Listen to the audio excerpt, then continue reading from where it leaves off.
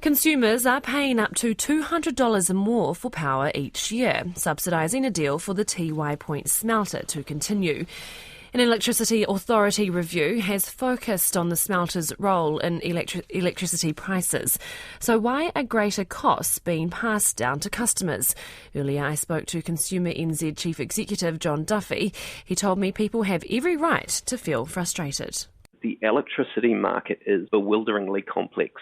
So when you have things like this brought to the light of day, it's actually really difficult for the average New Zealander to get their head around.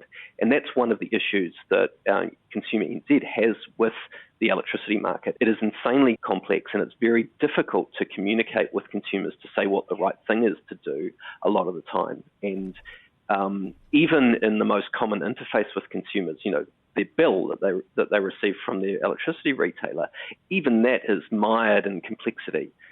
So it kind of puts this mystery around the whole industry that reports like this attempt to break down, but I'm not sure how many average consumers will be reading the hundreds of pages that the authority has issued, but good on them for doing it. How did the authority come to this conclusion that households are paying up to $200 more each year?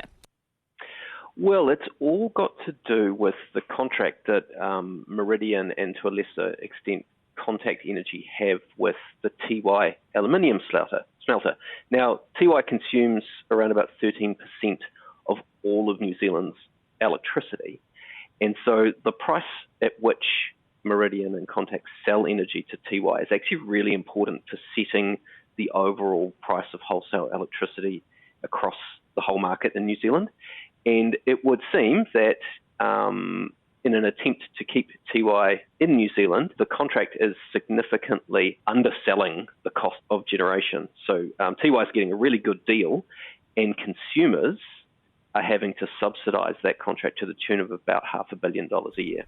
I guess one of the big questions for consumers is whether we're happy with a market that allows a big generator, particularly like Meridian, which generates a significant amount of the electricity in New Zealand, to have the power within the market to make these decisions where they offer one industrial customer a $500 million discount and expect the rest of its book to subsidise that. If we think that actually that's too much market power for one company to have, we should feed that back to the Electricity Authority and hopefully they will think carefully about whether Meridian is too big. Consumers have every right to feel frustrated and confused. It seems oddly perverse to me that a large industrial customer should be able to negotiate such a good contract and that actually affect what people are paying at home. We've just gone through a weird year where we've had limited supply of electricity, so those will naturally have impacts on the price that we pay. But those Electricity Authority seems to be saying those factors have been exacerbated by this really inefficient contract that's not returning good results for consumers. And that was John Duffy, Consumer NZ Chief Executive.